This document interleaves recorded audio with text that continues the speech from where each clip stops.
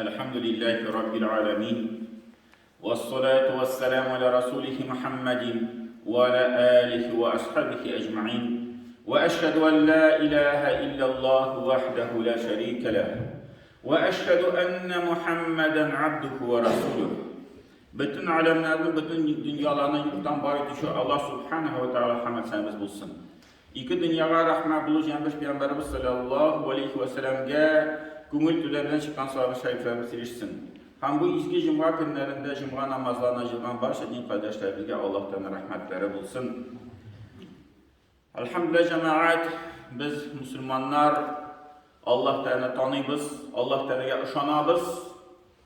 Lakin менә шул ышануның, менә bu İslam dininin hakkın derecesini ütüyüzmü yokmu? Allah Teala Kur'an'da aytdı: "İnna aradnal emanete alas semawati vel ardi vel cibali." Biz de emanetni, cevaplıkni takdim ettik köklerge, jirlerge hem tağlarga.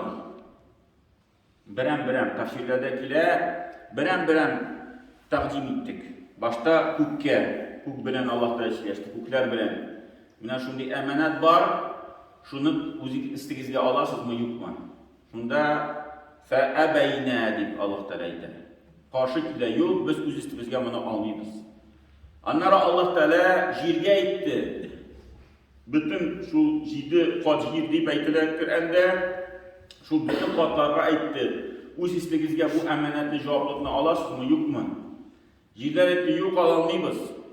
Anlara ayrışa tağlarga aytdı. Şul katılıkны göz aldında tutup, alar nindi katı ikenligin, nindi nık ikenligin tağlarga ayrım takdim etti. Tağlar da aytdı, yok biz bunu alamayız üst üstümüzge. En yahmilnaha ve eşfaqna. Hem de alar diye korkup kaldılar. Tefsirlerde şular kile nereden korkup kaldılar? Alar bitigi günah kıldan tügel. Çünkü şul sileşkende Allah Teala soragaç bu cevaplıkını alasın mı? Şunda soruyorlardı bu cevaplıkına işimde ne yaparsın? Bu neydi cevaplık? Şunda Allah Teala eğer de itaat etseniz min sizge tege savab birem. Eğer de itaat etmeseniz min sizge gazap birem deyip şula cevap birem. Hem de Allah gazaptan korkup tügül deyip Allah şul Allah Teala'nın emirlerin şu tiyişli derecede ütemevden kurttular. Şunda di onları وَحَمَلَهَا الْاِنْسَانِ Şulardan sırf kişiye, adamge Allah Teala takdim etti şu cevaplıkını. Hem o di min kabul etem di. Şulay sırada nasıl da var di. Şulay işlesen, itaat etsen savab bula, cennet bula, itaat etmezsen cehennemde kirersin ki gazap bula. İnnehu kâne zalûmen cehûle. Hem de Allah Teala şunda bu ayette kişi de zalûmen buldu. Yüzüne getirdi bir teki gadelsizlik. Hem cehûle, hem de cehil buldu. Anlamadı di bu cevaplıkını tulus inşallah. Hem şu cevaplıkını alğandan sonra şulay tefsirlerdekiler, rivayetler şul di cevaplıkını Allah Teala yükledi Adem aleyhisselam üstüne ikindi vakitinde tilesindeydi, ikindi namazından sonra. Hem de yazdığı namazı girip gitmedi, indi Adem aleyhisselam şul günahlar, hatalar yası başladı.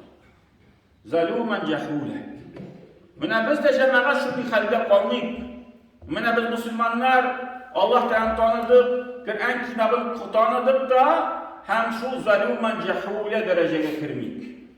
Zalûmen cehûle üzümüzge şu bir gadilsizlik getiru, hem tüge Allah Teala'nın emirlerini unutu, onlarını ihtibarga alma.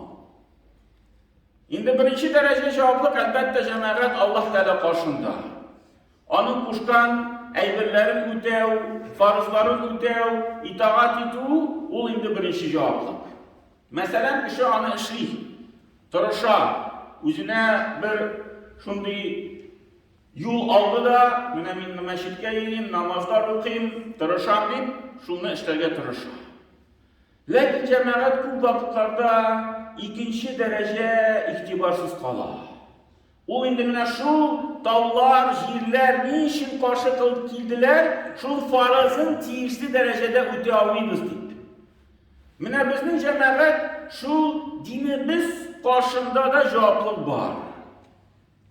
Безне шул кешеләр, ян тирәбездә булган кешеләр күрсәләр, безне ничек кабул итәләр микән? Безнең сүзләребезне, безнең эшләребезне, гамәлләрне ничек күрәләр микән? Күршеләр булсын, туганнар булсын, танышлар булсын. Без мәчеткә йөри башлагач, җәмәгать кешеләр безгә иң беренчедән мусульман дип карый башлыйлар. Һәм әгәр дә бездән бер хата килеп чыкса, бер кирәкмәгән эш килеп чыкса, бер кирәкмәгән бер гөнаһлы сүз авызыбыздан килеп чыкса, алар әйтмиләр, бу фәлән кеше үзе шундый теге начар кеше. Ул әйтәләр, менә мусульманнар нишлиләр. Менә үзе мусульман, үзе шүбен ташлый машина тирәсендә. Үзе мусульман, үзе күршеләр белән талашып йөри. Үзе мусульман, үзе кешеләргә бер теге начар сүзләр әйтеп йөри. Алар әйтмиләр, бу кеше үзе гаепле, шул аның табигаты, хылкы, тәрбиясе начар. Юк, алар әйтәләр, бу мусульман кеше. Ә үзе шундый тота. Һәм шуннан дин турында нәтиҗәләр чыгара башлыйлар. Менә мусульман дине нинди? Менә мусульманнарга нәрсә Коръән өйрәтә икән ди. Шундый нәтиҗә яшый башлыйлар. Әйе, бу аларның үзләренең җәмәгать гөнаһлары. Ләкин безнең истебезгә дә ул җаваплык төшә. Без динебезне тиешле дәрәҗәдә тотмыйбыз. Без мәчет эчендә мусульманнар, ә мәчеттән тыш чыккач, без гади кешегә әйләнәбез. Бөтен кеше шулай, мин дә шулай. Бөтен кеше шул эшли, мин дә шуны эшлим.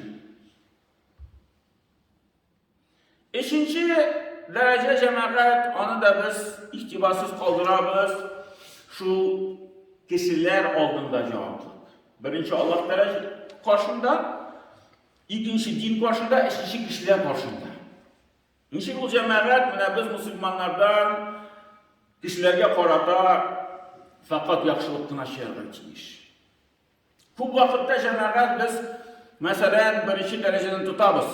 Без мусульманнар мәчеткә йөрибез, намаздан укыйбыз, икенче дәрәҗәне тотабыз. Кешеләр арасында булганда без үзебезне теге мусульман дип инде күрсәтәбез, тырышабыз, сабырлыкны күрсәтәбез. Üçüncü dərəcə cəməqət bizning bu vaqtda yaxınlar kişilər arasında bizning bozula. Bizga qaytqaç biz musulmon ekanligini unutamiz. Bizdə özimizni tege tutmaymiz. Oila qarşında, xotin qarşında, balalar qarşında özimizni tege bütün şu naşar sifatlarını çıxara başlayırız. Sabırsızlıq, ağır sözlər aytу, anda nişiktir tege kişini rəncitu, biz indi mənə özimizni tutmayız, bu indi şulayıb Allah da qarşında cavablıq. Həm cəməqət mənə şunday görünüşlər bulğanda bizning turmushimizga bir türlü ikiyizlik kira başlayır. İkiyizlik. Tege toştan bir türləydir, көңілден ikinci türləydir. Həm o көңілdə bulğan əybir mənə şu turmushimizda görünə başlayır. Şuna görə mənə bu Ahzab surəsinin axırlı ikinci ayət cəməqət Allah Teala min əmanət bildirdik, təqdim etdim, kişiginə qabul etdi. Bu 72. ayət. Ahzab surəsinin. 72. ayətdə Allah Teala niçin min bunu işlədim di? Liyuğəzzibəllahu münafiqinə vəl-münafiqat. Şul əmanətini təqdim etdim Ədəm balasına, hamılanı öz üstünə aldı, öz üstünə cavablık aldı. Allah Teala şul 72. ayətdə cavab verir.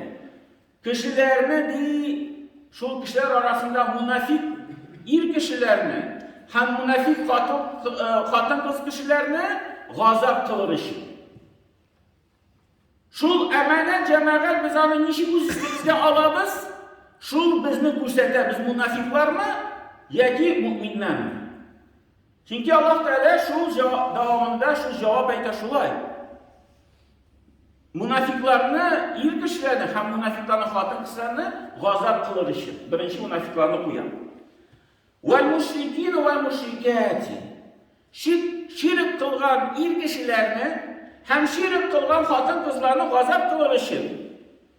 Onlar Allah Teala devam etti. Ve yetûballâhu velel mu'minîne vel mu'minâti ve kânallâhu gafûran rahîmen. Hem de işinci mümin kişilerge, mümin il kişilerge, hem mümin hatın kızlarga tövbe kılır için.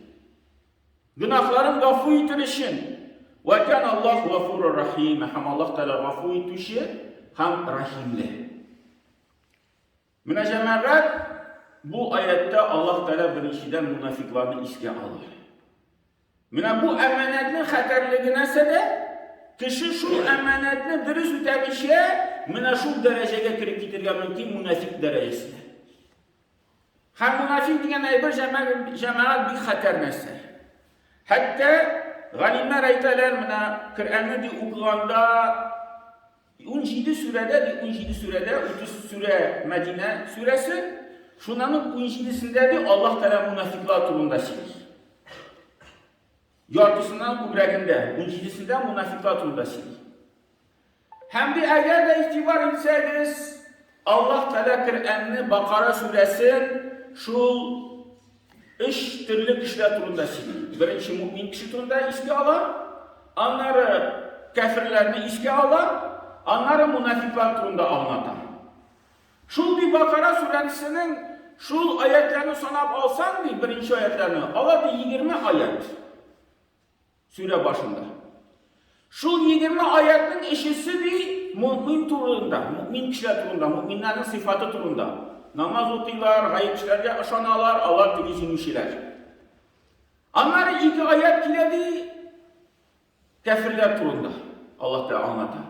Yerleri kaplangan, anda bir nindi tigi kulakları kaplangan, yüzleri kaplangan, Allah'ın bir nindi ümit yok, yüreklerine Allah Teala'nın tigi mühür sokkan. Hem şulardan şimdi 13 ayet kile, 13 ayet münafiklar turunda. Onların mekirliği turunda, Allah'ın tırmışları turunda, Allah'ın hatırlığı turunda, Allah'ın neticeleri turunda Allah Teala anlatır.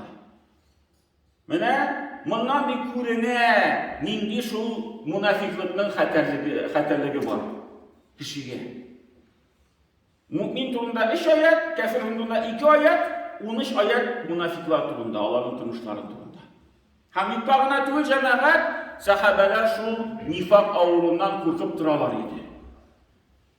Şu 200'lük ağırından korkup, Çin'den korkup duralar idi. Yürekler hemen tiksinip duralar idi.